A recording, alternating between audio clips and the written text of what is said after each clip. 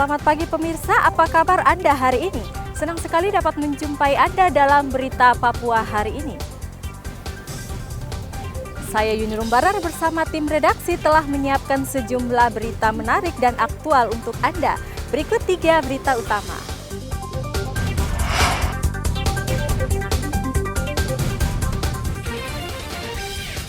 Sekelompok peserta yang tidak diizinkan tampil dalam pentas seni Merauke mengamuk, penonton ketakutan dan berlari ke Mapolres. Polisi sebut kantor Bupati Jayapura terindikasi dibakar. Antisipasi teror saat pemilu, Polda Papua menambah ratusan brimob ke 3 daerah otonomi baru.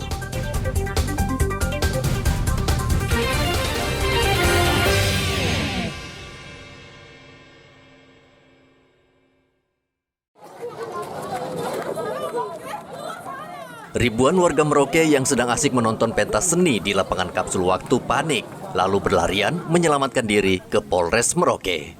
Pasalnya sejumlah warga tiba-tiba datang dan mengamuk, lalu menghancurkan fasilitas di lokasi, sehingga acara pentas seni dan kreasi berubah menjadi kacau. Kabag Operasional Polres Merauke AKP Jerry Kogo mengatakan sekelompok orang tersebut kecewa dengan panitia karena mereka tidak diberi kesempatan tampil dalam acara tersebut dengan alasan keamanan. Padahal mereka sudah berlatih selama beberapa hari. Kegiatan yang diselenggarakan oleh pemerintah Provinsi Papua Selatan yang dilaksanakan di lapangan kapsul terkait seni dan kreasi, memang malam minggu ada sedikit masalah sedikit di mana memang ada masyarakat yang mabuk. Namun kita sudah amankan, namun ada sedikit ini bermasalah lagi karena kegiatan yang harusnya dilaksanakan oleh masyarakat sudah mempersiapkan diri namun tidak terlaksana, sehingga beberapa masyarakat melakukan aksi protes sehingga ada sedikit permasalahan sedikit sudah cepat ditangani oleh pihak kepolisian. Polisi akhirnya menghentikan acara pentas seni dan kreasi, termasuk meminta seluruh warga, termasuk para peserta yang mengamuk, pulang ke rumah masing-masing untuk menghindari jatuhnya korban. Mereka dibawa dengan menggunakan truk milik Satpol PP dan truk milik Polres Merauke. Muhammad Ridwan melaporkan dari Merauke, Papua Selatan.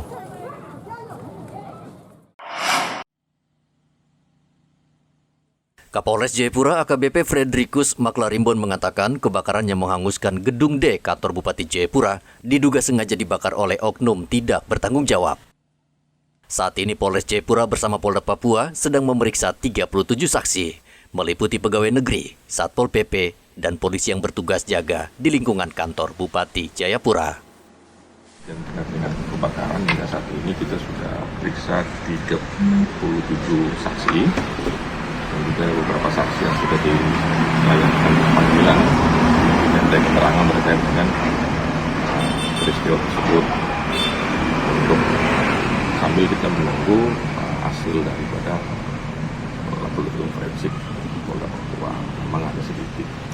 Dan juga kita lagi mengumpulkan alat bukti yang kuat dan cukup untuk bisa menentukan siapa pelaku daripada perbuatan kebakaran. Nah, itu yang karena ini memang karena situasinya pada saat kejadian malam memang agak minim terkait dengan informasi. Sehingga kita masih menggali terus setiap informasi yang kita dapat dan kita peroleh untuk bisa menerangkan terkait dengan peristiwa tersebut. Selain pemeriksaan saksi, Polres Jayapura bersama Polda Papua sedang melakukan investigasi kasus ini, sehingga Polres Jayapura juga sedang menunggu hasil laboratorium forensik dari Polda Papua. Gedung D kantor Bupati Jayapura terbakar 29 Oktober lalu dan terdapat 6 kantor dinas yang terbakar. Renol melaporkan dari Kabupaten Jayapura, Papua.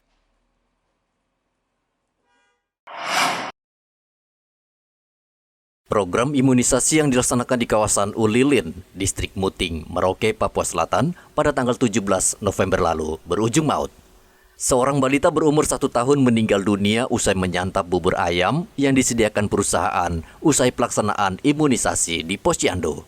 Kedua orang tua saat itu mulai cemas ketika sang bayi Antonio pada malam harinya demam tinggi disertai diare. Mereka lalu membawa Antonio ke puskesmas Ulilin dan sempat mendapatkan perawatan. Namun keesokan harinya, si balita akhirnya meninggal dunia. Selain itu, banyak juga warga yang mengonsumsi bubur ayam tersebut harus dirawat di rumah sakit karena mengeluh sakit. Petugas rumah sakit menduga bubur tersebut mengandung zat berbahaya. Dinas Kesehatan Merauke sudah mengambil sampel dari bubur ayam dan mengirimnya ke Laboratorium Kesehatan Daerah Papua. Sorenya atau malamnya itu ada peserta posyandu itu datang ke puskesmas ya dengan keluhan muntah-muntah dan berak-berak ya. Kemudian beberapa saat kemudian ada juga, jadi hari malam itu sekitar 50-an ya. Ya, sekitar 50-an. Yang ke puskesmas ya? Yang ke puskesmas. Puskesmas Muting apa? Ulilin. Ulilin, ya. Ke puskesmas Ulilin. Kemudian ditangani ya. Dari 50-an itu yang lain setelah ditangani bisa pulang ya. Kemudian ada 8 itu 10 ya yang perlu perawatan. Dari 10 itu 8 bisa setelah ditangani kemudian biasanya bisa pulang. Kemudian ada 2 yang dirawat, kemudian 2 itu bisa pulang. Nah, ada 1 yang dalam perawatan dia ikut pulang bersama-sama dengan yang lainnya. Gitu. Kemudian besoknya itu dari puskesmas mendapat laporan bahwa yang bersangkutan anak laki-laki 1 tahun. Polisi saat ini masih menyelidiki kasus keracunan yang menimpa warga dan merenggut nyawa balita. Sementara Antonio sudah dimakamkan orang tuanya di Distrik Kurik. Muhammad Ridwan melaporkan dari Merauke, Papua Selatan.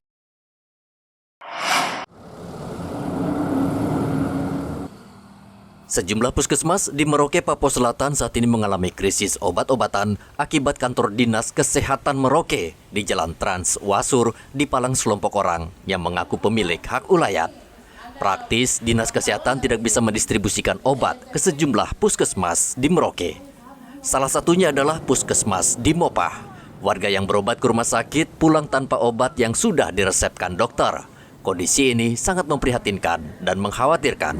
Minim sekali kita karena belum lagi Rimba Jaya yang pinjam, belum lagi Kelapa Lima, kan saling mengisi begitu. Ya. Sementara pasien-pasien di sini juga membutuhkan cukup banyak, terutama pasien TB ya. Yang kurang obat apa Bu? Sekitar untuk obat apa sebenarnya yang sering paling banyak ingin diperlukan warga untuk berobat itu? Iya, pengobatan yang hari-hari biasa gitu, ya. Iya. Oh gitu. Ibu sama kita mau ke posyandu juga mesti berbagi juga vitamin ibu hamil itu juga kan ya. Suplai dari Dinkes sendiri biasanya per minggu kah Bu obat-obatan itu?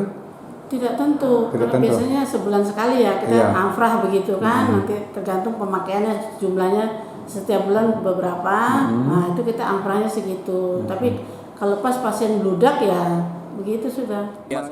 Hingga saat ini kantor Dinas Kesehatan Merauke masih belum bisa beroperasi karena pemilik tanah menuntut ganti rugi tanah yang menurut mereka diserobot pemerintah daerah. Akibatnya, distribusi obat, oksigen, dan alat kesehatan ke puskesmas tidak dapat dilakukan. Ya, sementara terhenti.